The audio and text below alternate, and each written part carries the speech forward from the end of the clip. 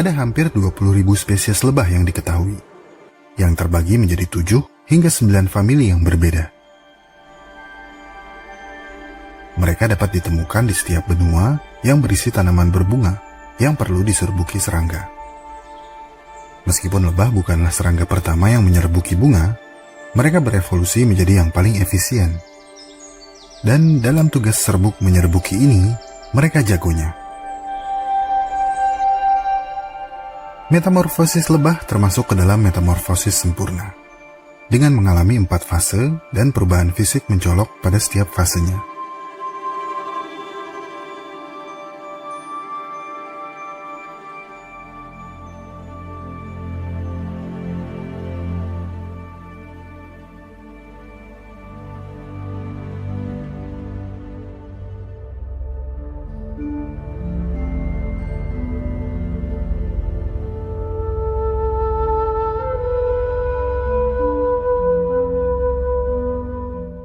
Lebah berevolusi dari tawon, yang seperti kita sudah tahu adalah predator. Mereka memangsa serangga lain.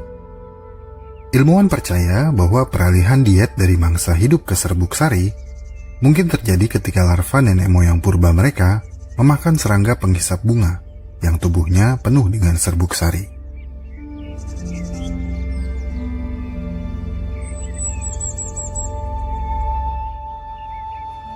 Ketika lebah berevolusi menjadi penyerbuk yang sangat efisien seperti sekarang, begitu pula dengan bunga yang mereka serbuki.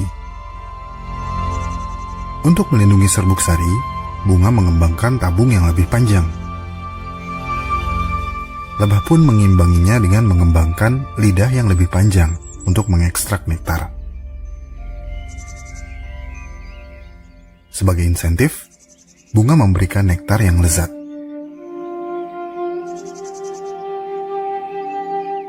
Lebah juga mengembangkan lebih dari 3 juta helai bulu-bulu halus di seluruh tubuhnya, bahkan di kepala dan di mata mereka. Kaki belakang mereka telah dikhususkan untuk membantu mengumpulkan dan membawa serbuk sari. Kita tahu lebah menghisap nektar untuk menghasilkan madu. Tapi apa gunanya serbuk sari yang mereka bawa? Oke, kita bahas satu persatu ya.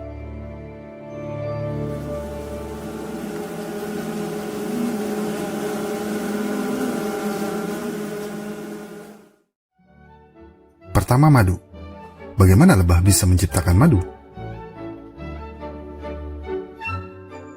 Sebuah hive atau sarang lebah yang aktif dan sehat akan membuat dan mengkonsumsi lebih dari 50 kg madu dalam 1 tahun. Dan semua itu membutuhkan banyak tenaga.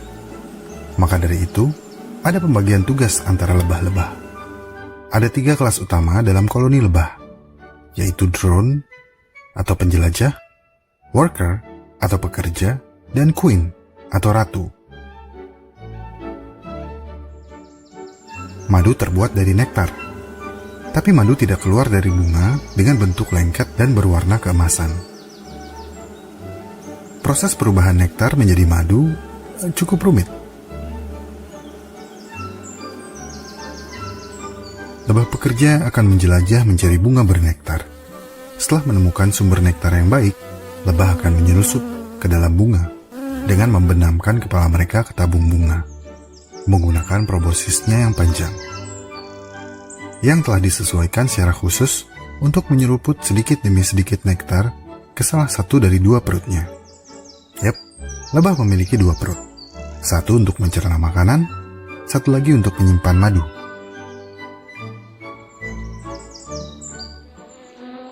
Seekor lebah mungkin harus menghisap lebih dari 1000 bunga untuk mengisi perut madunya dengan nektar, yang jika terisi penuh, beratnya bisa hampir sama dengan berat lebah itu sendiri.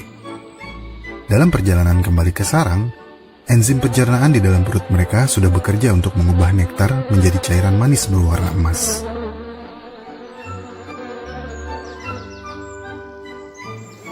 Saat kembali ke sarang, nektar di dalam perut akan didistribusikan secara gotong royong.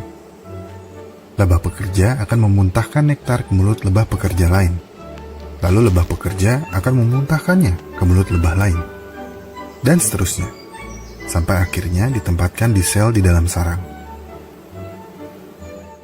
Permainan estafet muntah ini adalah bagian penting dari proses pembuatan madu, karena setiap lebah akan menambahkan enzim pencernaan untuk mengurai rantai panjang zat gula kompleks di dalam nektar mentah menjadi monosakarida sederhana, seperti fruktosa dan glukosa. Pada titik ini, nektar masih cukup encer.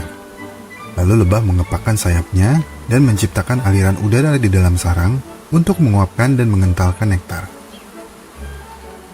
Akhirnya, mereka menutup sel dengan beeswax atau lilin lebah, sehingga muntahan lebah yang kaya enzim ini dapat menyelesaikan transformasinya menjadi madu.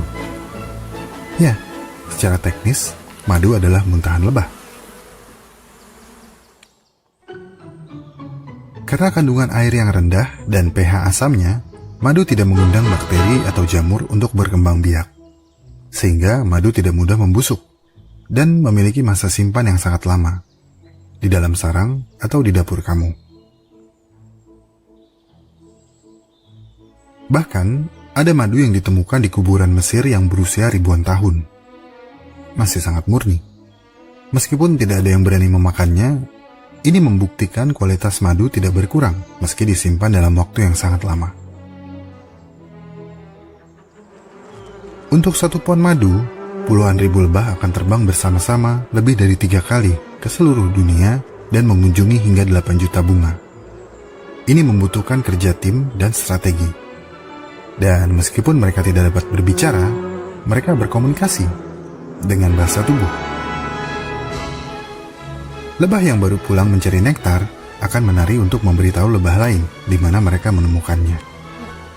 Tarian melingkar berarti bunga cukup dekat dengan sarang. Tetapi untuk nektar yang jaraknya jauh, mereka akan bergoyang. Tarian lebah madu pertama kali diterjemahkan oleh Carl von Frisch. Ini jelas merupakan salah satu contoh komunikasi hewan yang paling unik di alam. Pertama, lebah berjalan dalam garis lurus, menggoyangkan tubuhnya maju mundur sambil menggetarkan sayapnya, lalu akan bergerak membentuk angka 8. Sudut di mana lebah tersebut berjalan sambil bergoyang akan memberitahu lebah lain berapa jarak dan arah yang harus ditempuh.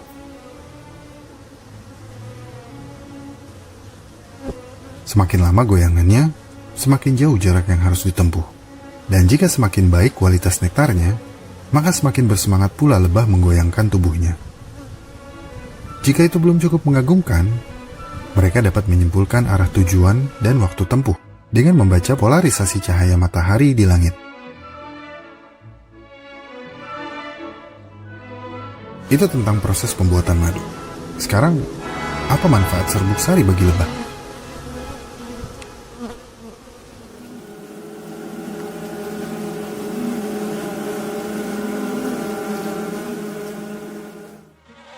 Kamu tentu sering melihat lebah membawa serbuk sari di kaki belakang mereka. Secara logika, kita pasti akan mengira kalau itu hanya serbuk sari yang tersangkut secara tidak sengaja. Tapi kenyataannya tidak sesederhana itu. Tumbuhan sesungguhnya ingin lebah membawa serbuk sari mereka, lalu pergi dan menyebarkannya ke bunga lain. Itulah yang dinamakan penyerbukan, cara tumbuhan berkembang biak. Tapi lebah juga perlu membawa pulang serbuk sari yang mereka temukan, dalam jumlah yang banyak kalau bisa. Karena serbuk sari adalah makanan yang kaya protein untuk mereka. Untungnya, mereka dilengkapi dengan peralatan yang tepat. Tubuh lebah berbulu halus. Di sini, di kakinya, bulu-bulu halus ini dibentuk menjadi semacam sikat dan sisir. Saat lebah mendarat di bunga yang mekar, ia benar-benar terjun, masuk ke dalam bunga, hingga tubuhnya ditempeli banyak serbuk sari. Kelihatannya memang tidak disengaja, karena seperti yang kita tahu, lebah hanya ingin mencari madu. Tapi serbuk sari yang menempel di tubuhnya tidak akan ia sia-siakan. Ia membersihkan semua serbuk sari yang menempel dari mata dan antenanya dengan sikat di kaki depannya, seperti wiper mobil. Lalu dia memindahkan serbuk sari dari kaki ke kaki, seperti conveyor belt, dari depan, lalu ke tengah, lalu ke belakang. Lebah melakukan ini semua dengan sangat cepat. Saat ia terbang dari bunga ke bunga, ia memindahkan serbuk sari ke dalam kontainer khusus di kaki belakangnya yang disebut corbiculae. Dia menekuk kakinya untuk meremas serbuk sari, membentuknya menjadi bola, dan memadatkannya dengan sedikit air liur dan nektar. Ada sekitar 160.000 butir serbuk sari dalam setiap bola. Itu adalah sepertiga dari berat tubuhnya. Di sarang, persiapan membuat makanan akan segera dimulai. Tapi serbuk sari bukan untuk membuat madu. Madu dibuat dari nektar. Mereka memakan madu untuk mendapatkan gula. Serbuk sari akan diubah menjadi sesuatu yang sama sekali berbeda. Diolah dengan sedikit madu menjadi bee bread atau roti lebah. Ini adalah sumber protein mereka. Roti ini baik dikonsumsi untuk lebah dewasa maupun bayi lebah yang dalam masa pertumbuhan. Dan seperti madu, roti ini pun memiliki masa simpan yang lama. Cemilan sehat bagi lebah dewasa dan calon lebah di masa mendatang.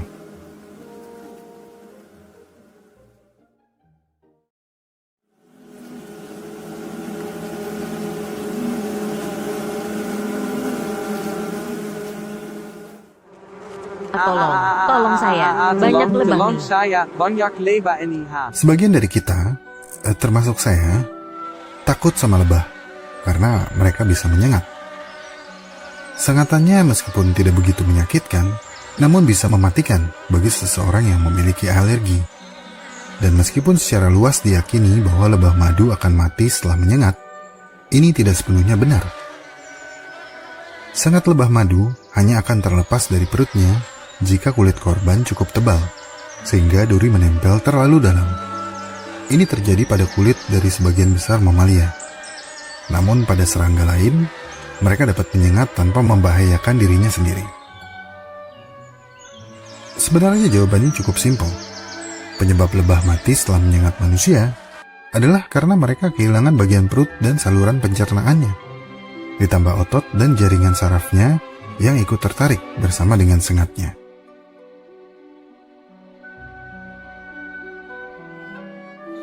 Random facts ya. Meskipun kita cenderung menganggap lebah sebagai serangga komunal, pada kenyataannya hampir 90% lebah adalah soliter atau hidup menyendiri. Kebanyakan lebah soliter bersarang di dalam tanah atau lubang di batang pohon, dan biasanya tidak menghasilkan madu atau wax. Kebanyakan lebah soliter tidak memiliki sengat dan umumnya tidak berbahaya. Tapi kalau saya sih masih tetap takut. Permisi, paket.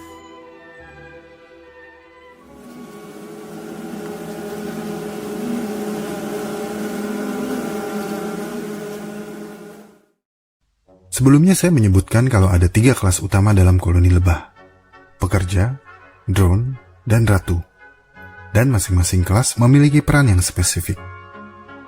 Setiap kelas memiliki peran penting yang saling bersinergi, dan kesinambungan peran ini akan mendukung kehidupan koloni. Kita mulai dari ratu. Ratu koloni lebah dipilih secara acak. Sejak lahir, dia secara eksklusif diberi makan royal jelly yang mempercepat perkembangannya. Setelah dewasa, dia kemudian keliling sarang, membunuh pesaingnya, yaitu calon lebah ratu lain, dan mengambil posisi di atas tahta. Killer Queen? She's a killer queen. Fungsi utama ratu lebah adalah reproduksi. Dan pada masa puncaknya, ia bisa bertelur hingga 1.500 telur per hari.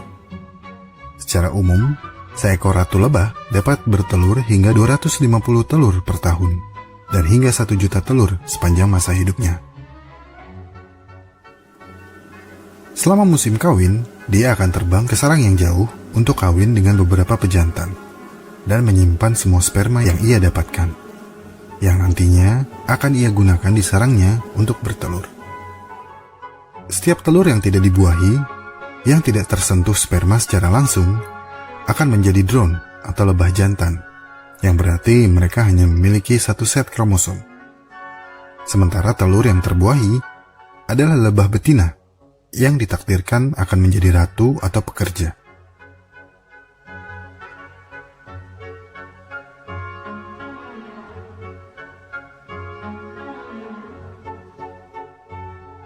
Tapi apa yang membuat kebanyakan lebah betina menjadi pekerja? Sementara hanya segelintir yang menjadi ratu. Semua ditentukan dari makanan saat mereka masih dalam tahap larva. Makanan larva lebah yang spesifik akan mengaktifkan pemrograman genetik yang mengubah seluruh takdirnya. Setiap larva lebah pada awalnya diberi makan makanan yang kaya nutrisi, yang disebut royal jelly. Tapi setelah beberapa hari, makanan bayi lebah pekerja akan dialihkan ke campuran serbuk sari dan madu. Yang disebut apa? Ya, betul, bee bread atau roti lebah. Tapi ratu lebah hanya makan royal jelly seumur hidup mereka, bahkan setelah dewasa. Para ilmuwan dulu mengira hanya royal jelly yang menentukan status sosial seekor lebah. Dan hanya ratu lebah yang punya akses ke royal jelly ini. Tapi baru-baru ini, mereka menemukan bahwa satu zat kimia dalam roti lebah adalah alasan yang membuat lebah pekerja tetap steril. Jadi semua lebah pernah memakan royal jelly. Dan roti lebahlah penentu takdir dalam koloni lebah. Fungsi sekunder ratu lebah adalah menghasilkan feromon yang memberikan perekat sosial, pemersatu di antara koloni yang membentuk fisiologi dan perilaku lebah lainnya. Feromon ratu lebah adalah pemersatu bangsa yang sesungguhnya. Dan karena ini, lebah madu dinyatakan memiliki salah satu sistem komunikasi feromon yang paling kompleks di alam. Jenis feromon pun bisa memberikan beragam respons. QMP atau Queen Mandibular Pheromone atau feromon mandibula ratu adalah salah satu set feromon yang terpenting di dalam sarang lebah. Feromon ini mempengaruhi perilaku sosial, pemeliharaan sarang, perilaku kawin, dan penghambatan perkembangan ovarium pada lebah pekerja. Efeknya bisa pendek atau panjang. Feromon alam di sisi lain memerintahkan koloni untuk standby dan menyerang jika ada seekor lebah yang terbunuh. Asap dari kayu tertentu bisa menutupi aroma feromon ini. Itulah sebabnya para petani madu menggunakan asap untuk menenangkan koloni lebah.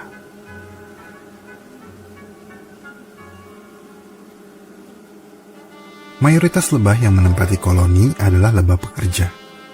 Mereka adalah betina yang belum berkembang secara seksual dan biasanya tidak akan pernah bertelur. Tugas utama mereka adalah membersihkan sarang, merawat ratu, memberi makan larva, mendistribusikan nektar yang masuk, memproduksi beeswax, dan menjaga pintu masuk sarang. Ratu lebah boleh saja memegang tahta, tapi lebah pekerja adalah tulang punggung dari koloni lebah. Bahkan ketika ratu lebah mati dan kursi kepemimpinan kosong, beberapa lebah pekerja akan mengembangkan organ seksual dan meletakkan telur drone yang belum dibuahi sampai ratu baru naik tahta.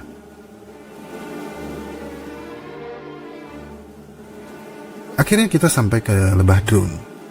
Lebah drone adalah lebah jantan dalam koloni. Mereka tidak memiliki penyengat dan penampilannya tidak seperti kebanyakan lebah yang sering kamu lihat. Lebah jantan hanya hidup selama beberapa bulan dalam setahun. Mereka terlihat agak aneh dengan mata besar mereka yang membentuk hampir dari seluruh kepala mereka.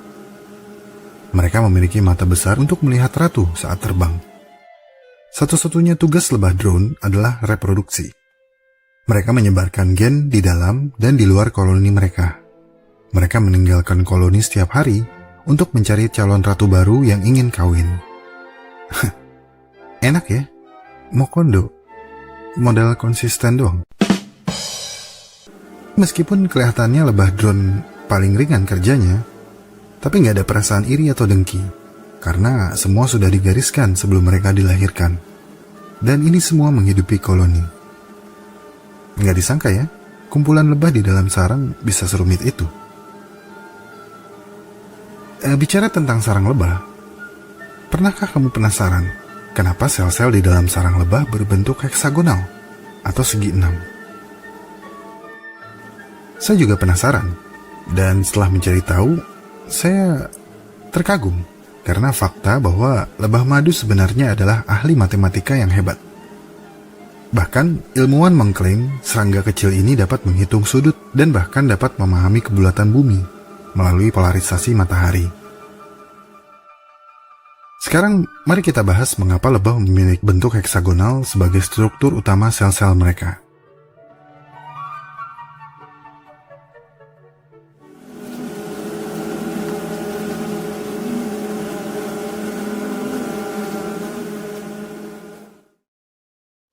Sama seperti manusia, lebah membutuhkan makanan dan tempat berlindung untuk bertahan hidup. Maka dari itu, lebah membuat sarang. Sarang tersebut tidak hanya menjadi rumah lebah, tapi juga berfungsi sebagai tempat penyimpanan madu. Tapi untuk kelangsungan hidup yang lebih efisien, lebah madu harus menyempurnakan desain arsitektur sarangnya. Kita sering melihat bahwa sarang lebah dibangun dari sel-sel heksagonal yang padat, yang saling menopang satu sama lain. Dari semua bentuk yang memungkinkan, mengapa lebah madu memilih bentuk yang ini? Untuk mengerti akan hal itu, kita perlu berpikir seperti lebah. Lebah membutuhkan tempat yang aman bagi seluruh koloninya untuk hidup. Demikian pula dengan tempat penyimpanan dan pematangan nektarnya hingga berubah menjadi madu. Ini berarti ada kebutuhan untuk efisiensi ruang yang cukup serius, yang harus dipikirkan dengan matang. Hal pertama yang harus dipikirkan adalah membangun unit penyimpanan atau sel, yang luasnya cukup besar untuk menampung lebah, tapi juga dapat berfungsi sebagai wadah, tempat penyimpanan adonan nektar atau madu. Hal berikutnya adalah memutuskan dari bahan apa sel-sel kecil itu harus dibuat. Lebah tidak memiliki paruh atau lengan untuk mengambil sesuatu, tapi mereka mampu menghasilkan lilin atau beeswax. Masalahnya, memproduksi lilin membutuhkan banyak kerja keras. Lebah harus mengkonsumsi 8 ons madu untuk menghasilkan hanya 1 ons lilin. Dan mereka tidak mau menyia-nyiakan madunya.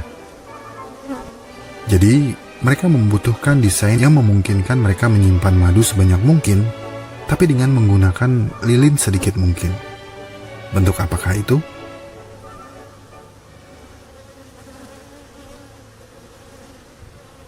Mari kita berandai-andai. Kamu adalah lebah pekerja yang kuliah jurusan arsitektur. Dan lagi ada kelas matematika. Terus kamu tanya ke Pak Habel, dosen geometri. Pak Habel, menurut Bapak, bentuk apa yang memberi kita ruang paling banyak untuk menyimpan madu kita, tapi membutuhkan lilin paling sedikit? Dengan pasti Pak Habel menjawab, bentuk yang kamu cari tentu saja lingkaran. Pulang kuliah, karena penasaran, kamu langsung ke lokasi konstruksi dan mulai membangun sarang menggunakan sel berbentuk lingkaran. Setelah selesai, kamu segera mengetahui ada masalah dalam desain lingkaran kamu, yaitu celah kecil di antara sel. Nggak ada lebah yang bisa muat di sana. Banyak space yang terbuang. Kamu menggerutu dalam hati. Mengabaikan pelajaran geometri, kamu membentuk kelompok dan mencoba menangani masalah ini sendiri. Kamu pun kembali memikirkan desain sarang yang terbaik. Satu lebah menyarankan, kayaknya kita bisa menggunakan segitiga ini nih. Coba lihat. Mereka cocok satu sama lain. Lalu ada lebah lain yang menyarankan untuk menggunakan bentuk kotak. Lalu ada satu lebah yang bilang, pentagon pasti nggak akan bisa. Tapi kayaknya heksagon bisa. Sekilas terbesit kembali tujuan utama kamu. Sebuah bentuk yang menghabiskan paling sedikit lilin, tapi dapat menyimpan begitu banyak madu. Kamu benar. Kayaknya segi 6. Kamu mengangguk tanda setuju. Kenapa segi 6? Tanya lebah yang menganjurkan bentuk segitiga. Bukannya bentuk heksagon lebih terlihat seperti lingkaran? Tanya lebah yang menganjurkan bentuk kotak. Supaya aku yakin, mereka bersama-sama menghitung luas segitiga, kotak, dan heksagon. Dan dari situ mereka setuju bahwa segi 6 adalah bentuk yang memberi ruang penyimpanan paling banyak. Akhirnya mereka menyetujui bahwa heksagon adalah bentuk yang ideal. Kemudian mereka mempopulerkannya. Akhirnya honeycomb dengan sel-sel berbentuk heksagon menjadi trademark lebah sampai saat ini. Bentuk ini mungkin saja merupakan hasil dari trial and error dalam sejarah evolusi yang cukup lama. Namun semua itu terbayar. Dengan hasil akhir yang sangat indah, koloni lebah yang kompak membangun sesuatu yang membuat takjub setiap arsitek. Kita telah membahas fisiologi dan penataan koloni. Sekarang, mari kita selami hubungan manusia dengan lebah.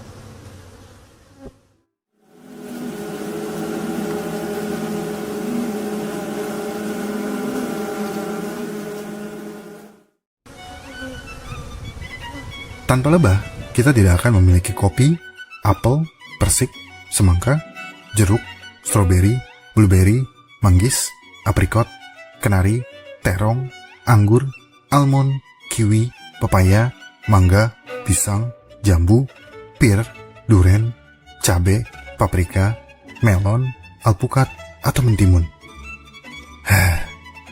Basically, tanpa lebah, kita tidak akan memiliki sebagian besar buah-buahan atau kacang-kacangan yang sering kita konsumsi. Karena lebah menyerbuki sepertiga tanaman di seluruh dunia. Kita sangat bergantung pada lebah, sehingga diyakini bahwa jika populasi lebah di dunia menghilang, manusia pun akan menyusul setelahnya. Yang membingungkan adalah, selama 15 tahun terakhir, populasi lebah telah menyusut dengan sangat cepat. Adalah CCD. CCD mas, bukan OCD. CCD adalah Colony Collapse Disorder, sebuah fenomena hilangnya atau hancurnya koloni lebah.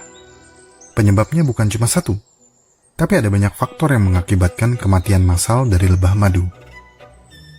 Penyebab utama matinya koloni lebah di seluruh dunia berhubungan dengan meluasnya penggunaan neonicotinoid sebagai pestisida. Lebah yang bersentuhan dengan pestisida ini akan menunjukkan gejala yang mirip dengan Alzheimer atau pikun. Mereka secara spontan meninggalkan sarang mereka hanya untuk tersesat dan tidak pernah menemukan jalan pulang. Selain pestisida, ada penelitian bahwa lebah juga mati karena berbagai macam parasit, virus, dan jamur. Mites atau tungau menyerang ratu lebah, melemahkan larva lebah, dan menyebabkan cacat.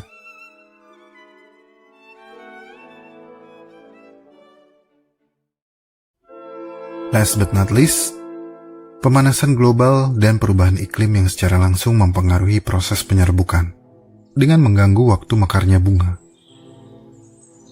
Saat suhu global meninggi, bunga akan mekar lebih awal sebelum lebah memiliki kesempatan untuk melakukan penyerbukan. Dan ketika lebah akhirnya melakukan penyerbukan, nektar yang tersedia sangat terbatas, dan persaingan untuk sumber daya berharga ini menjadi lebih ketat. Ini adalah masalah yang sangat serius dan mungkin akan segera menjadi kenyataan. Terlepas dari keyakinan kamu, global warming adalah nyata, dan kita perlu bertanggung jawab atas tindakan kita sebelum terlambat. Seekor lebah adalah makhluk yang cukup sederhana, tetapi bersama-sama mereka menciptakan koloni yang sangat kompleks dan sosial. Jika dipikir, membuat madu adalah bentuk lain dari bertani, dalam skala kecil namun mewah. Dan lebah melakukan itu sambil menyerbuki sebagian besar tanaman berbunga di dunia. Luar biasa sekali serangga kecil ini. Salam hormat juga saya berikan kepada peternak lebah, karena mereka secara langsung membantu mempertahankan populasi lebah dan mendapat madu dari jerih payahnya. Sebuah kerjasama yang cukup manis. Dari lebah kita belajar bahwa sesuatu yang dikerjakan bersama-sama akan menjadi lebih ringan.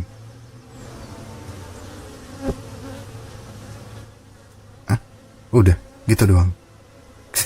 Enggak, deng. Dari lebah kita belajar bahwa terkadang sesuatu yang kecil sering kita anggap remeh, tidak bernilai, dan seringkali kita abaikan. Ada pepatah lama mengatakan, kita tidak akan merindukan hujan sampai musim kemarau datang. Jika lebah sampai hilang, bagaimana nasib kita di masa mendatang?